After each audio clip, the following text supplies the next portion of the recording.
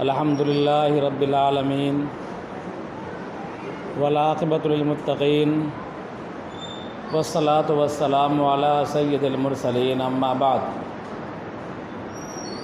قال اللہ تبارک و تعالی فی کلامہ المجید اعوذ باللہ من الشیطان الرجیم بسم اللہ الرحمن الرحیم اقیموا الصلاۃ وآتوا الزکاۃ وارکعوا مع الراکعین وقال تعالی فی موضع آخر ان الذین آمنوا وعملوا الصالحات واقاموا الصلاۃ وآتوا الزکاۃ لهم اجر عند ربهم ولا خوف علیہم ولا هم یحزنون۔ صدق اللہ العظیم۔ محترم بزرگوں، عزیز ساتھیوں، رمضان المبارک کا پہلا عشرہ گزر چکا، جو کہ عشرہ رحمت تھا، اور دوسرے عشرے میں ہم لوگ چل رہے ہیں جو عشرہ مغفرت ہے۔ مثال سے سمجھایا تھا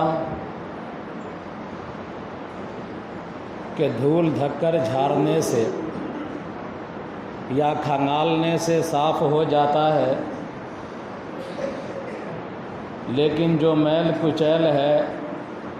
وہ پانی میں ڈالنے کے بعد پھلانا پڑتا ہے، سرف وغیرہ ڈال کے صابن لگا کر کے گھسنا پڑتا ہے، تب جا کر کے کپڑا صاف ہوتا ہے۔ تو عشرہ رحمت میں اللہ کی ذات سے امید ہے کہ ہمارے چھوٹے چھوٹے گناہ جو چلتے پھرتے ہم اور آپ کرتے رہتے ہیں انشاءاللہ معاف ہو گئے ہوں گے، لیکن جو بڑے بڑے گناہ ہیں جن کو ہم نے مختلف اوقات میں کیا ہے، وہ گناہ ہمارے بدن پر ہیں، اس کے لیے توبہ کا صابن چاہیے، بار بار توبہ کیجئے، اللہ تبارک و تعالیٰ سے مغفرت طلب کیجئے۔ اسی عشرے میں انشاءاللہ اللہ تبارک و تعالیٰ اپنے فضل سے ہمارے بڑے گناہوں کو بھی معاف فرما دے گا۔ بات شروع کرنے سے پہلے ایک لطیف تنبیہ، ایک ہوتا ہے سہنا اور ایک ہوتا ہے روزہ۔ سہنے کا مطلب یہ ہے کہ صبح اٹھے، کھا پی لیا، اعلان ہوا، اس کے بعد بھر دن بھوکے پیاسے ہیں، کچھ نہیں کھا رہے ہیں، کچھ نہیں پی رہے ہیں، مسواک گھس لیا ایک آدھ بار، نہ نماز سے مطلب، نہ تلاوت سے مطلب، نہ ذکر و اذکار سے مطلب، بلکہ ادھر غیبت، ادھر چغلی، ادھر شکایت، ادھر سازش، یہ کہلاتا ہے سہنا۔ اس کی کوئی حیثیت نہیں ہے، اللہ کے یہاں اس پر کوئی اجر نہیں ہے۔ حدیث میں ہے کہ بہت سارے لوگ ایسے ہیں جن کو بھوک کے پیاس کے علاوہ دن کے روزے سے کچھ نہ ملا۔ اور ایک ہے روزہ جو انسان رکھتا ہے اللہ کے لیے، صبح صادق سے لے کر غروب آفتاب تک بھوکا پیاسا رہتا ہے، خواہش نفس کو ترک کیے رہتا ہے، اور تلاوت بھی کرتا ہے، ذکر و اذکار بھی کرتا ہے، نماز بھی پڑھتا ہے، نوافل بھی پڑھتا ہے، فرائض بھی ادا کرتا ہے۔ یہ ہے روزہ۔ اللہ تبارک و تعالیٰ کے یہاں اس کی قدر ہے، یہ قبول ہے، اور اللہ تبارک و تعالیٰ اس پر اجر دے گا۔ اور ایسے ہی روزے داروں کو اللہ تبارک و تعالیٰ اپنے ہاتھ سے بدلہ دے گا، جو گزشتہ ہفتے آپ نے سنا، یا اللہ خود بدلہ ہو جائے۔ لہذا ہم کو سہنے سے بچنا چاہیے اور روزے پر آنا چاہیے، روزہ رکھنا چاہیے۔ میں نے آج آیت پڑھی ہے، ان آیتوں کا تعلق زکوٰۃ سے ہے۔ آپ یہ جان لیجئے کہ ہمارا جو جسم ہے یہ اللہ کی امانت ہے، اور ہمارے پاس جو مال ہے وہ بھی اللہ کی امانت ہے۔ ہمارا جسم بھی اللہ کی امانت اور ہمارے پاس جو مال ہے وہ بھی اللہ کی امانت ہے۔ مال کے اندر اللہ تبارک و تعالیٰ نے کئی حقوق رکھے ہیں، اور غور کیجئے گا اسلامی احکام پر تو آپ پائیں گے کہ جو چیز آپ کو مشقت سے حاصل ہوتی ہے اس میں اللہ تبارک و تعالیٰ نے کم حق رکھا ہے، اور جو چیز بغیر مشقت کے یا کم مشقت کے حاصل ہوتی ہے اس میں اللہ تبارک و تعالیٰ نے زیادہ حق رکھا ہے، زیادہ پرسنٹیج ڈالا ہے۔ مثال کے طور پر آپ گئے اپنے کھیت میں کھیت جوتنے کے لیے، آپ کے کھیت میں سونے کی چٹان نکل آئی، آپ کو مال مل گیا، وہاں آپ کو کوئی محنت نہ کرنا پڑا ہے اس مال کے لیے، تو اس مال میں جو حق ہوتا ہے شریعت کا وہ 1/5 ہوتا ہے، یعنی 5 حصے میں سے 1 حصہ بیت المال لے لے گا، 4 حصہ آپ کے پاس رہے گا۔ فرض کیجئے کہ آپ کے کھیت میں 5 کلو کا سونا نکل آیا تو 1 کلو سونا بیت المال لے لے گا اور 4 کلو سونا آپ کے استعمال کا ہوگا۔ کیوں؟ اس میں پرسنٹیج زیادہ ہے، اس لیے کہ آپ کو محنت نہیں کرنا پڑا ہے۔ اسی طرح آپ آئیے، زمین سے پیداوار حاصل ہوتے ہیں، آپ کھیتی باڑی کرتے ہیں، بسا اوقات ایسا ہوتا ہے کہ بغیر پٹائے ہوئے آپ کو پیداوار حاصل ہو جاتا۔ کتنا دن آپ کھیت میں محنت کرتے ہیں، ایک دن جا کر کے جوت دیتے ہیں، دوسرے دن جا کر کے بیج ڈال دیتے ہیں یا اسی دن ڈال دیتے ہیں، ایک آدھ روز کھاد چھیٹ دیتے ہیں، گھاس صاف کر دیتے ہیں، اور 3-4 مہینے میں آپ نے لگایا تھوڑا اور مل گیا بہت۔ تو محنت کم ہوئی ہے اس میں، لیکن محنت ہوئی ہے، تو اللہ تبارک و تعالیٰ نے اس میں پرسنٹیج بھی زیادہ رکھا ہے۔ اگر آپ نے پٹایا نہیں ہے تو بارش کے پانی سے آپ کی کھیتی سیراب ہوئی ہے تو شریعت 10 کلو میں سے 1 کلو لے لے گی، اور اگر آپ نے پٹایا ہے، محنت کے ساتھ ساتھ آپ کا جیب بھی خرچہ لگا ہے، تو شریعت اپنے حکم کو کم کر دے گی، تخفیف کر دے گی، اور 20 کلو میں سے 1 کلو لے لے گی۔ تو جو مال آپ کو بغیر محنت کے ملا، شریعت نے 5 کلو میں سے 1 کلو لیا۔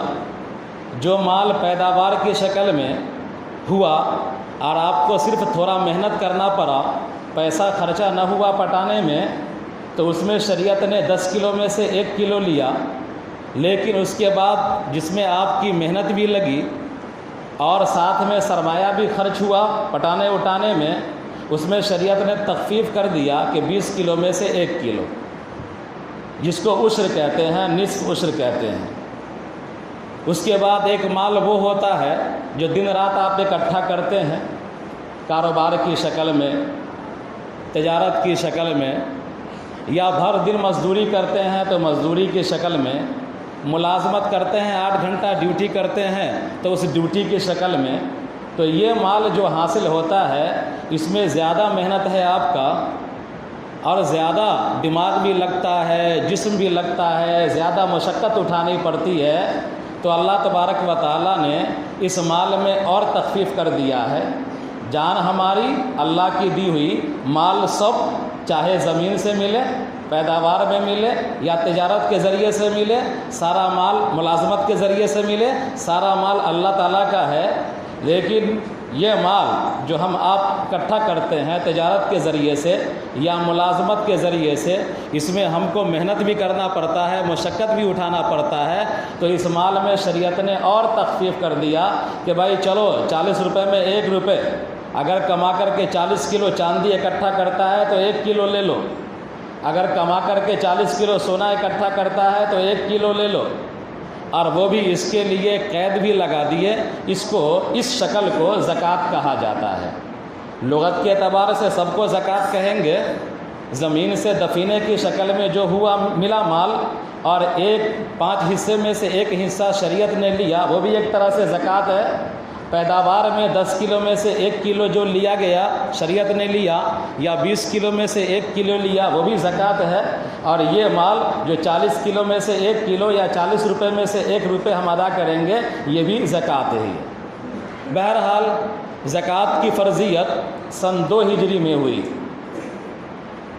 ایک روایت کے مطابق سن 3 ہجری میں۔ زکوٰۃ کے معنی آتے ہیں، 2 معنی ہے اس کا، ایک معنی ہے پاکیزگی کا اور ایک معنی ہے بڑھوتری کا، اور دونوں معنوں سے جو مفہوم نکلتا ہے وہ مفہوم یہی ہے کہ اگر کوئی آدمی اپنے مال کا زکوٰۃ نکالتا ہے تو وہ زکوٰۃ نکالنے کی وجہ سے اس کا مال پاک ہو جاتا ہے، پاکیزہ ہوتا ہے، اور اگر کوئی آدمی اپنے مال کی زکوٰۃ نہیں نکلتا تو حدیث میں آتا ہے کہ زکوٰۃ کا مال جس مال میں بھی مل جاتا ہے وہ اس کو برباد کر دیتا ہے، ہلاک کر دیتا ہے۔ تو زکوٰۃ نکالنے سے انسان کا مال پاک ہو جاتا ہے، پاکیزہ ہو جاتا ہے۔ اور زکوٰۃ کے معنی بڑھوتری کے ہیں، مطلب یہ ہے کہ اگر کوئی آدمی زکوٰۃ نکالتا ہے اپنے مال کا تو اللہ میاں ثواب بھی بڑھاتے ہیں، اور دنیاوی اعتبار سے اللہ تبارک و تعالیٰ اس کے مال میں برکت بھی عطا فرماتے ہیں، اس کے مال میں اضافہ بھی کرتے ہیں۔ بہرحال شریعت کا حکم ہے، میں نے آیت پڑھی ہے، تقریباً 32 مقامات پر اللہ تبارک و تعالیٰ نے قرآن کریم میں نماز پڑھنے اور زکوٰۃ دینے کا حکم دیا ہے۔ پہلے پارے ہی میں ہے اقیموا الصلاۃ وآتوا الزکاۃ، اے لوگو تم نماز قائم کرو اور اے لوگو تم زکوٰۃ دے دو، ورکعوا مع الراکعین، رکوع کرنے والوں کے ساتھ، سجدہ کرنے والوں کے ساتھ تم سجدہ کرنے والے ہو جاؤ، یعنی نماز کا اہتمام کرو۔ دوسری آیت میں نے پڑھی ہے، اس آیت کے اندر بھی اللہ تبارک و تعالیٰ نے حکم دیا ان الذین آمنوا وعملوا الصالحات واقاموا الصلاۃ وآتوا الزکاۃ لہم اجر عند ربہم، کہ بلا شبہ جو لوگ ایمان لائے اور نیک عمل کیے اور ساتھ میں اپنے مالوں کی زکوٰۃ بھی دی تو ان کے لیے ان کے پروردگار کے پاس اجر ہے، اور ان کو آخرت کے اندر کوئی غم اور کوئی ٹینشن نہ ہوگا اور وہ غمگین نہ ہوں گے۔ بہرحال اللہ تبارک و تعالیٰ نے بیان کیا ہے، نبی کریم صلی اللہ علیہ وسلم کو حکم ہے خذ من اموالہم صدقۃ تطہرہم وتزکیہم بہا وصلی علیہم، اے نبی کریم صلی اللہ علیہ وسلم آپ ڈائریکٹ یا انڈائریکٹ لوگوں سے، ڈائریکٹ کا مطلب لوگ آپ کے پاس جمع کیے زکوٰۃ کا مال آپ لے لیجئے، مستحقین پر تقسیم کر دیجئے، یا انڈائریکٹ آپ اپنے نمائندوں کو بھیج کر کے لوگوں کا مال وصول کیجئے زکوٰۃ کا مال۔ خذ من اموالہم، کہ نبی صلی اللہ علیہ وسلم لوگوں سے ان کے مال میں جو حق ہے زکوٰۃ کا وہ وصول کیجئے،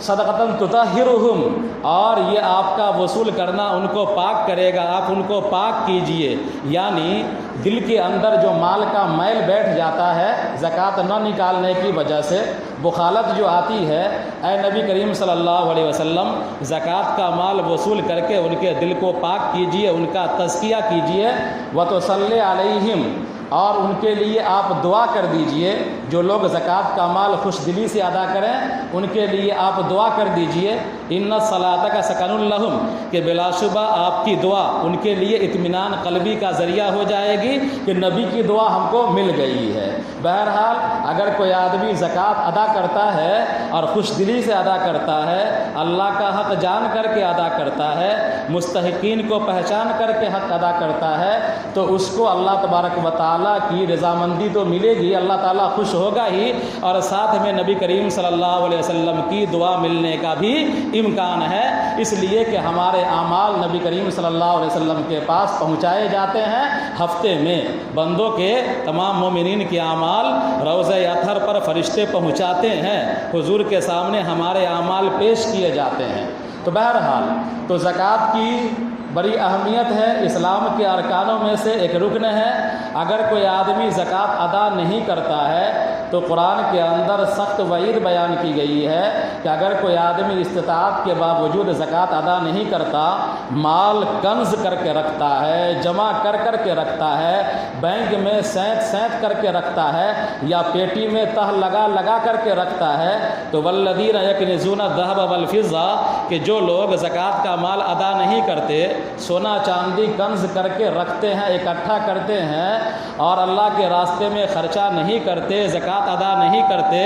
تو ایسا کرنے والے کے بارے میں ہے فبشرہم بعذاب علیم، ان کو دردناک عذاب کی بشارت دیجیے۔ یوم یحمى علیہا فی نار جہنم فتکوی بہا جباہہم وجنوبہم وظہورہم ھذا ما کنزتم لانفسکم، قیامت کے دن ان کے مال کو گرم کیا جائے گا، آگ میں تپایا جائے گا، اور پھر اس آگ کو اس گرم مال کے ذریعے سے پیشانی کو داغا جائے گا، پشت کو داغا جائے گا اور چہروں کو داغا جائے گا ان مالوں کے ذریعے سے۔ بہرحال حدیث کے اندر ہے، جناب نبی کریم صلی اللہ علیہ وسلم نے ارشاد فرمایا ایک موقع پر کہ اگر کوئی آدمی کو اللہ تبارک و تعالی مال دے، اگر کوئی آدمی کو اللہ تبارک و تعالی مال دے اور اس مال کی وہ زکوٰۃ ادا نہ کرے،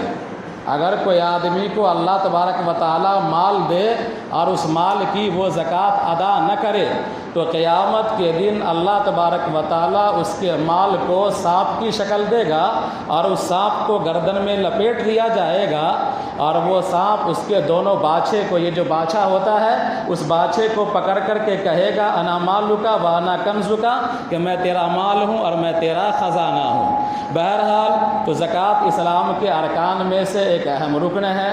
اور زکوٰۃ کے بارے میں اللہ اور رسول کا حکم ہے کہ زکوٰۃ ادا کرنا ہے۔ زکوٰۃ ادا نہ کرنے کے تعلق سے سخت وعید ہے جو آپ حضرات نے سنا۔ بہرحال زکوٰۃ واجب کس پر ہے؟ تو زکوٰۃ کے بارے میں آپ حضرات مسلمان ہیں، جانتے ہیں کہ اسلام کے احکام جو لاگو ہوتے ہیں عاقل بالغ پر لاگو ہوتے ہیں، تو زکوٰۃ کے بارے میں بھی وہی اصول ہے جو دیگر احکام کا ہے، لیکن کچھ شرائط ہیں اس کے۔ تو زکوٰۃ لازم ہے، عاقل ہونا چاہیے، مسلمان ہونا چاہیے، بالغ ہونا چاہیے، مرد ہو یا عورت، مرد ہو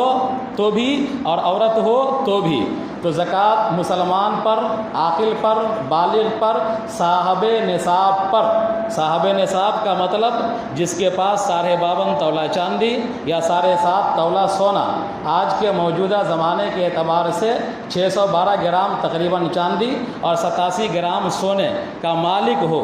اور یہ مال اس کا ضرورت اصلیہ سے فاضل ہو، یا یہ مال قرض سے فاضل ہو، اور اس مال پر سال گزر جائے،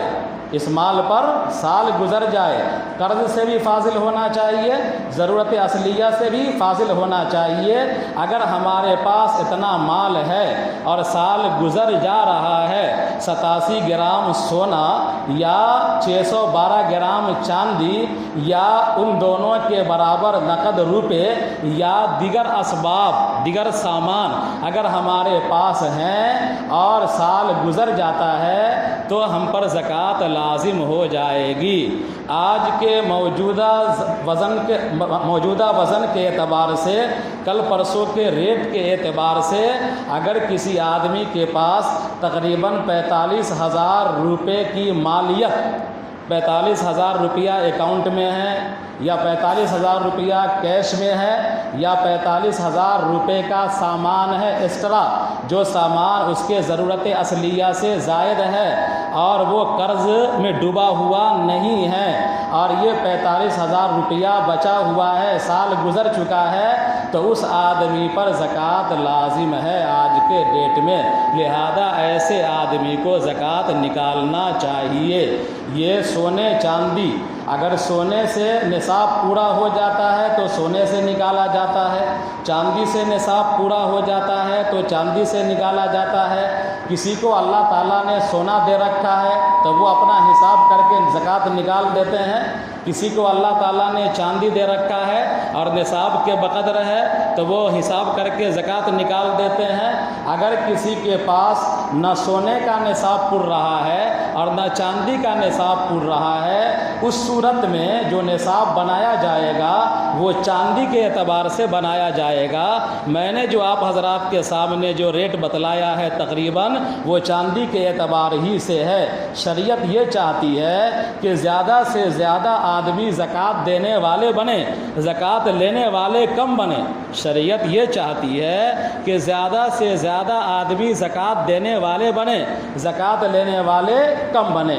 بہرحال اپنے علماء کرام سے مسائل معلوم کر کے آپ کے پاس جو سمپتی ہے، جو پراپرٹی ہے، جن پر آپ کو اعتبار ہو، ان سے پوچھ کر کے کاؤنٹ کر کے زکوٰۃ نکالنے کی کوشش کریں، ورنہ آپ وعید سے بچ نہیں پائیں گے۔ اللہ تبارک و تعالی عمل کی توفیق عطا فرمائے۔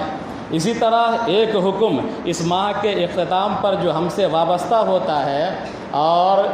وہ صدقہ فطر کہلاتا ہے۔ صدقہ فطر کے بارے میں آپ تمام حضرات جانتے ہیں کہ صدقہ فطر کی مقدار کیا ہے۔ تو صدقہ فطر کی مقدار آموختے کے طور پر، یاد دہانی کے طور پر بتلایا جا رہا ہے کہ صدقہ فطر کی مقدار تقریباً 2.25 کلو گیہوں یا اس کے برابر قیمت، یا اسی طرح 3.5 کلو کھجور، کشمش، پنیر، جو۔ اگر کوئی آدمی، ہمارے یہاں 2 طبقے کے لوگ ہوتے ہیں، ایک وہ ہوتے ہیں جن کو اللہ زیادہ مال دیتا ہے، ایک وہ ہوتے ہیں جن کو اللہ تعالیٰ کم مال دیتا ہے، لیکن دونوں صاحب نصاب ہیں ایک طرح سے، دونوں کے پاس اللہ تبارک و تعالیٰ نے دونوں کو کھاتا پیتا بنایا ہے۔ تو جن کو اللہ تبارک و تعالیٰ نے زیادہ حیثیت دی ہے، زیادہ خرچہ کرنے کی طاقت دی ہے، وہ چاہیے ان کو کہ وہ کھجور کے بارے میں ریٹ معلوم کر لیں کہ 3.5 کلو کھجور کا کیا قیمت ہوگا، 3.5 کلو کشمش کی کیا قیمت ہوگی، یا 3.5 کلو جو کی کیا قیمت ہوگی، یا 3.5 کلو پنیر کی کیا قیمت ہوگی۔ اگر وہ پتہ چل جائے کہ اتنی قیمت ہے تو جو مالدار ہیں، جن کو اللہ تعالیٰ نے خوب نوازا ہے، وہ اس اعتبار سے اپنا صدقہ فطر ادا کریں۔ لیکن جو بیچارے جنرل طبقے کے لوگ ہیں، بھائی محنت کرتے ہیں، کھاتے ہیں، کماتے ہیں، صاحب نصاب ہیں، فقیر مسکین کو تو چھوڑ دیجئے، صاحب نصاب ہیں لیکن اتنا نہیں ہے کہ پورے سال چل جائے، تو ایسے لوگوں کے لیے بھائی گیہوں کے لیے ہے، گیہوں ہے کہ 2.25 کلو گیہوں کے برابر قیمت کا اندازہ کر لیجئے، اور جو قیمت ہو وہ آپ صدقہ فطر کے طور پر ادا کر دیجئے۔ تو 2.25 کلو گیہوں کی قیمت کم سے کم ہے، اور زیادہ سے زیادہ جو ہے 3.5 کلو کھجور یا 3.5 کلو کشمش، اس کی قیمت معلوم کر لیجئے بازار سے، 1200، 1300، 900، 170 روپیہ بن جائے گا۔ تو جن کو اللہ تعالیٰ نے خوب نوازا ہے وہ اس اعتبار سے صدقہ فطر ادا کریں، جتنا خرچہ کریں گے اللہ اتنا ہی اجر دے گا۔ حدیث میں جناب نبی کریم صلی اللہ علیہ وسلم نے ایک موقع پر حضرت بلال رضی اللہ تعالی عنہ سے ارشاد فرمایا، انفق یا بلال ولا تخش من ذی العرش اقلالا، کہ سیرت کی کتابوں میں آتا ہے کہ نبی کریم صلی اللہ علیہ وسلم اس رمضان المبارک میں برسنے والے بادل سے زیادہ سخاوت کا مظاہرہ کرتے تھے، اور اسی سخاوت کا مظاہرہ کرتے ہوئے آپ نے حضرت بلال سے کہا کہ اے بلال تو خرچہ کرتا رہ، اور گن گن کے مت خرچہ کر، بے حساب خرچہ کرتا رہ، اور اللہ تبارک و تعالیٰ سے، عرش کے مالک سے فقر کا اندیشہ مت رکھ، بلکہ تم جتنا خرچہ کرو گے اللہ کے راستے میں، اللہ تبارک و تعالیٰ اتنا ہی تم کو عطا کرے گا، نوازے گا۔ اللہ تعالیٰ ہم سب کو کہنے سننے سے زیادہ عمل کی توفیق عطا فرمائے۔ ربنا تقبل منا